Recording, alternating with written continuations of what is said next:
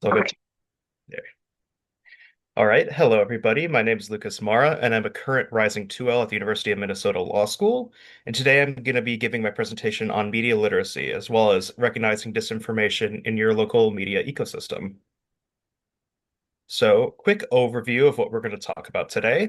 We're going to start with a little bit of discussion about what media literacy is exactly, and then we're going to go into how to be literate with your local news, how to look at social media critically and see if you can recognize sponsored content, and finally, if you're recognizing AI imagery and how that can impact your local media ecosystem, your local information.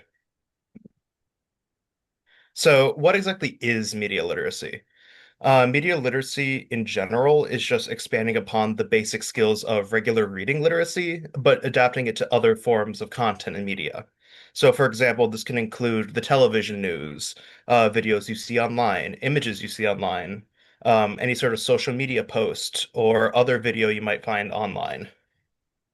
With this, you have to be able to reflect a little bit more critically on all these unique forms of media because, unlike the traditional print-based news, there typically isn't as much guidelines and rails to protect you from misinformation or information that's otherwise been falsified.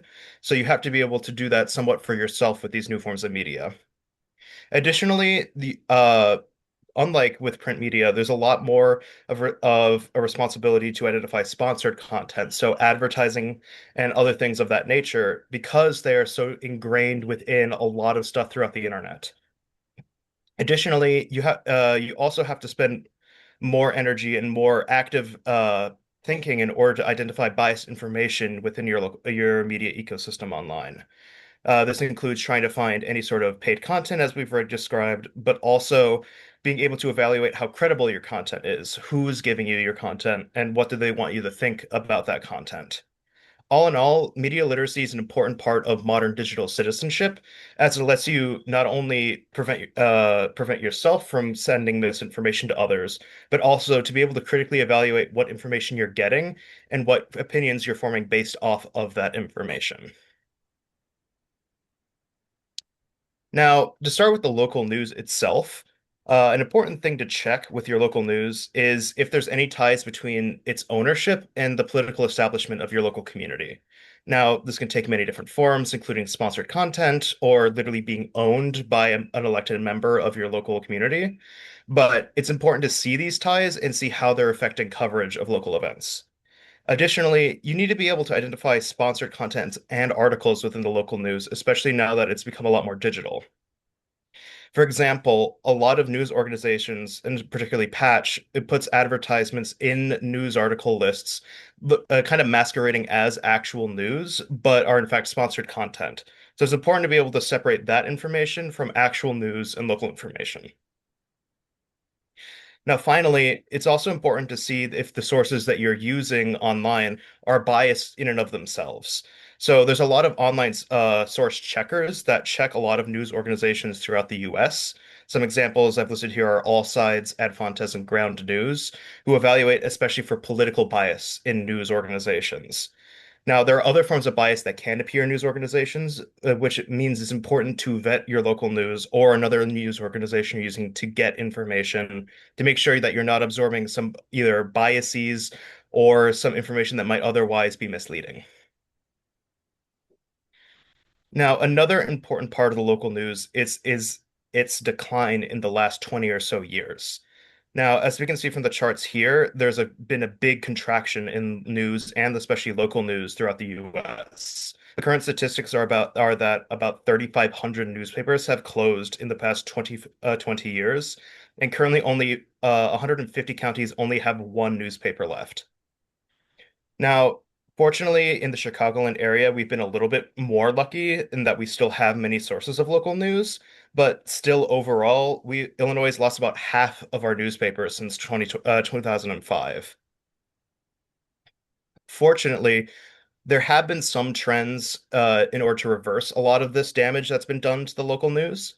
One of these includes the rise of nonprofit media organizations, which are a restructuring of local news companies to be based off of a nonprofit structure instead of a for-profit structure based on advertising. One of the main issues that local news organizations have found in the previous years is that print-based advertising has just decreased in overall revenue source. And so other revenue sources such as grants and donations are much more important nowadays than advertising revenues for these small news organizations. In Illinois specifically, there are some laws that have been passed recently in order to help support local news organizations. These include the Local Journalism Sustainability Tax Incentive Program that the state has been running since last year. And this, in a sense, gives a tax break to local news organizations who are providing this local news for smaller communities, for counties that otherwise don't have other news sources. And I think currently it's about $5 million that the state has invested into this program, meaning that local news organizations can gain a tax relief based on the number of reporters that they pay for. Additionally, there is the Strengthening Community Media Act that has also been in effect since 2025. And what this law does is, first of all, create a scholarship program for high school students or post GED students who are going into college for journalism to get a scholarship to work for a local journalism organization after they've graduated. Additionally, these also add rules that require local news organizations to provide half a year's notice before they are acquired by large media organizations. This is particularly an issue for small news rooms because there's been a rise in centralizing a lot of these small news companies into much larger companies that own massive percentages of most newspapers in the US now. So this provides other groups an opportunity to challenge or provide better deals for these small newsrooms. Finally, there has been some proposed legislation regarding local news in order to help improve their bottom line. One such example of this is the Journalism Preservation Act from 2025. The core of this act was requiring large social media companies to negotiate with local media groups for providing content to their platforms in exchange for gaining some of the ad revenue back that these companies make off of the information that they gather. So, with these negotiations, it would directly provide these companies advertising revenue to local media sources in order to help bolster their newsrooms. Additionally, the bill contains protections for local media groups from facing retaliation from these huge media companies, as they would be able to otherwise either block or ban their content from their platforms. Finally, the funds from this bill would go directly to paying for more reporters in newsrooms rather than towards administrative or bureaucratic staff. This means that a lot of the money made by this bill would go directly to supporting the journalists themselves and increasing the viability of local journalism as a job. There have been similar bills to this in other large states in the US that have faced some successful odds, including in New York and California. And it's already law in several other countries around the world, including in Canada, Australia, and multiple countries in the European Union. Particularly in Canada, they passed a similar version of this bill, I think about 3 years ago, and they were able to negotiate with Google to have about $100 million deal to give money directly to local media organizations throughout the country. Next, moving on more directly to social media itself, it is important also to critically evaluate and be literate in how to read and evaluate social media posts that might come across your feed. To begin, a lot of local governments nowadays have their own social media chats in order to present public service information or other information about the local communities to their own members. Now, because there's such a rise in these official accounts, it's important to see if these accounts are actually filled with information for community members, or if it's instead filled with partisan content or other biased information for local candidates' re-election campaigns. Additionally, it's important to look at public officials, especially elected public officials, and their social media accounts, particularly to see if they're combining official information with either partisan content or information regarding re-election campaigns or other information that's otherwise not serving the community. Additionally, with social media, it's important to evaluate a lot of community groups. Now, with community groups, a lot of them nowadays, especially come in the form of Facebook groups that are presented for an entire community to provide local information and other information to be spread around local communities so that people are aware of it. There are also still other forms of local community groups, such as in-person clubs and organizations, other public events, and other spaces. But in particular, with these online community groups, it's important to ask a few questions of them before you use them as a consistent source of local information. First of all, you should ask how these online community groups are being moderated. For example, are there certain local topics or local issues that don't seem like they're getting the attention they deserve in these groups? Or are there the same voices that seem to dominate a lot of the a lot of the conversations in these groups? Additionally, it's important to see if these groups are made mostly of advertising and ads for either local businesses or other organizations, as a successful local community group should be filled with actual local information rather than just business deals and other offerings. Finally, it's important to see if there is actual trustworthy information in these groups. Now, there's a lot of firsthand information that can be presented in these groups, so it's maybe not always possible to do this, but generally, people should be either be citing actual sources with their information or at least providing some way to show that they are believable or providing the truth. Now, kind of attached to this, it's also important to evaluate how much AI content is present in these local community groups. In particular, if there's AI imagery or other AI content that is either unrelated to the community or somehow making commentary on local political events, that might not be a great sign, especially if the group is being overwhelmed with this sort of information. Now, moving forward into recognizing AI imagery, first we're going to discuss really quickly why care about AI images, especially in civic life. Now, the main concerns with AI images, particularly as it comes to civic life, is that a lot of this information is either done to damage people personally or politically within your local community if it's used in civic life. And it additionally muddies the record of truthful information by providing essentially just false images of events that have occurred. In general, these are generally emotionally manipulative and tend to get tried to get a reaction out of people. And being able to recognize these images not only prevents you from reposting misinformation, but also points to a healthy civic life where actual truthful information is being gathered and shared among residents of a community. So, moving forward, here's a list of some of the basic ways to identify an AI image or other AI content online. First of all, it's important to see the content in context. So you should think about where you're receiving this information or an image. Is this source reliable? Are they from like an actual news organization versus your neighbor or some individual person from your community? This kind of reliability, or if the person even just outright says this is AI content, is a good way to identify this content without even needing to think kind of more in depth about an image. Next, within an image itself, you should read any text within the image to see if that text is coherent.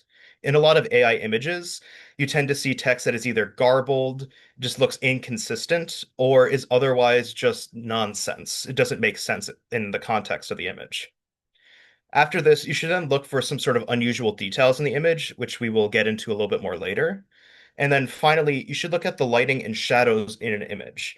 Generally, lighting tends to be pretty consistent, so even though there are some weird things that can happen with lighting in real images, in general, shadows should all seem to make sense and all align with each other.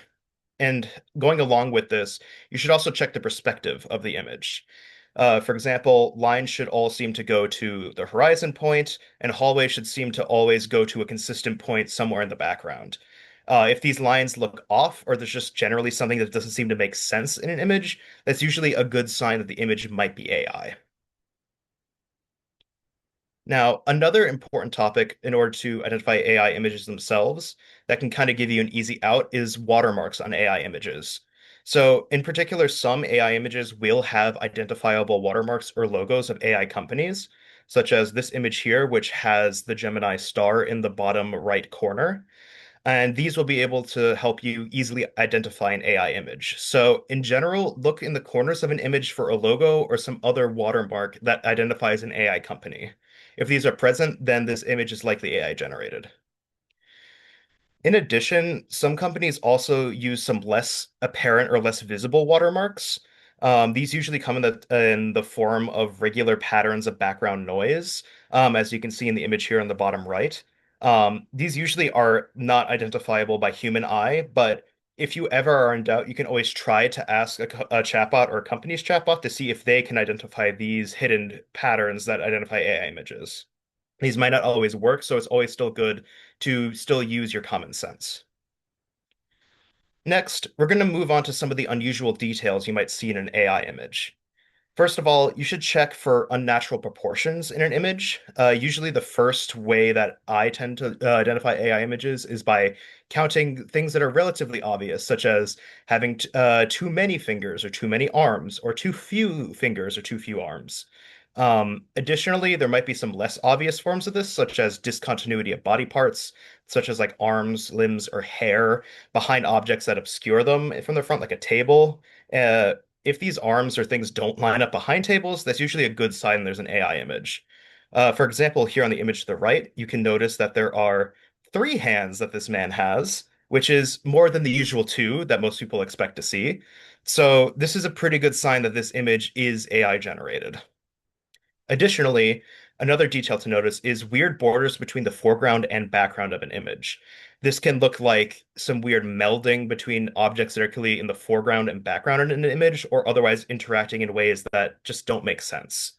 In this image on the right, there's not really a clear example of this, but one way you can tell that there might be something weird going on is how crisp the border is between the man and the background behind him.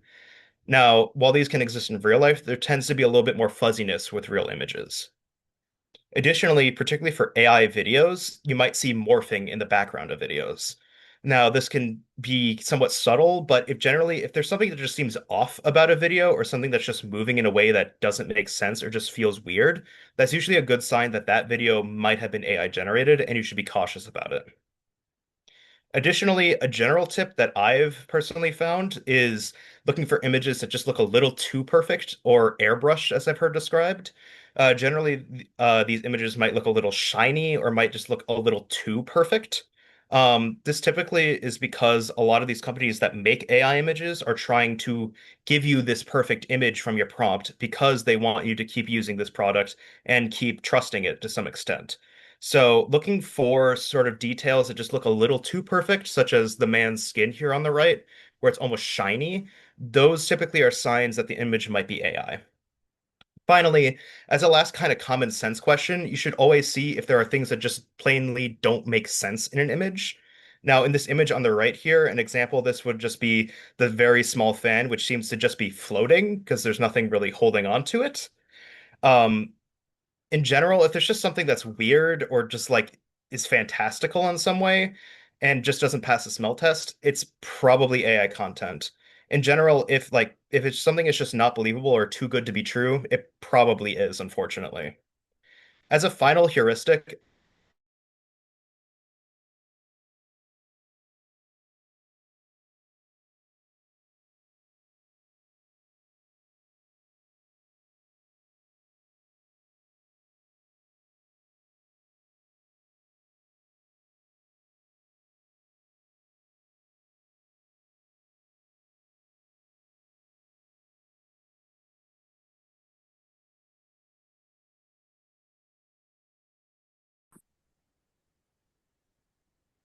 all right, sorry for that quick cut. I had a few internet issues, but again, continuing on from what I was talking about before, you should still be vigilant of all those other ways of identifying AI images, and you should be checking things like text and shadows and all these sorts of other things to check if an image is real. So, moving on, here are a few examples of some real images combined next to some AI images. In this case here, the image on the left is an AI image and the image on the right is a real image. Some things to notice on the AI image on the left is first of all the text on the book, which is where the red fern grows, does not make any sense. So that's usually a good first sign of being suspicious about an image, because I'm not sure about everyone else, but I don't know any book titles that are kind of this odd. Additionally, another detail to notice about this image is the barcode on the front of this book. Now, books in general, as I've assumed most people have seen, tend not to have barcodes on the front cover of a book. So this seems like a rather odd detail to include and should kind of put you at least a little bit on edge or make you a little bit suspicious about this image. Now, finally, one last thing I've noticed too about this image is that the perspective just feels off. If you notice, the person's hand who is giving this book seems rather large, implying this book is rather small, but the librarian's hands who's grabbing the book seem way smaller than this book, which just doesn't seem to make sense for the size of this book in this image. So, noticing these kind of weird things or weirdness to perspective should be a sign that this image is AI generated. Additionally, here we have another set of images, this time with a real image on the left and an AI image on the right. In this specific case, a big tell for the AI image itself is the text on the upper right hand of this image. In there, you see some words that just plainly don't make sense for locations, such as Del Reyter or Deule, which are just not real places. So if you notice any weirdness to text or the fact that text just doesn't even seem to make sense, even if it's really small, that's usually a good sign that there might be some AI trickery happening. Additionally, if you notice, there is a weird detail in the center window of this image, where there seems to be just what looks like an airplane engine that isn't attached to anything. So again, keep an eye out for weird details that just don't seem to make sense with what you know. Now, finally, here are two images that I actually saw in the wild. In this case, on the image on the left being an actual image provided by NASA, and the image on the right being an AI generated image during the Artemis 2 mission earlier this year. In this specific case, I had seen this AI image in a group chat of a bunch of people who were into geography and mapping. So these people were fooled by this image, even though it has some signs that it could be an AI image. So it's always good to be vigilant wherever you're finding your information from. In this image specifically, some details to note about this AI image is that, first of all, there's no sea ice around Antarctica, which not everyone may know, but there's some oddness with that. Additionally, the size of Antarctica is way off compared to real Antarctica, which again, not everyone may know as well. But some details in particular to notice in general are that Antarctica is not covered by any clouds in this image on the right, which is not true at all, as you can see with our real image here on the left. This is a kind of an example of that an image being a little too perfect. The fact that someone wanted an image of Antarctica from space generated by AI, the AI kind of just gave Antarctica no clouds over it so you could really see it perfectly. And that just isn't something that happens in real life. Now, finally, one last detail I also noticed while making this presentation is that at the very bottom of this image, you can see what looks like either the edge of the Earth or the shadow of nighttime. And based on where the sun is coming from in this image, as you can see it shining off the ocean by Antarctica, that just doesn't seem to be possible that there could be a shadow right there. So it's always good to be checking a lot of different things, including shadows and lighting. With that, that kind of brings us to the end of our presentation here. So if you have any questions about your local media or about AI images or other ways of detecting misinformation in your community, feel free to reach out to the Citizens Advocacy Center either by our website, by email, or by our telephone number. Thank you, and I hope you have a great day.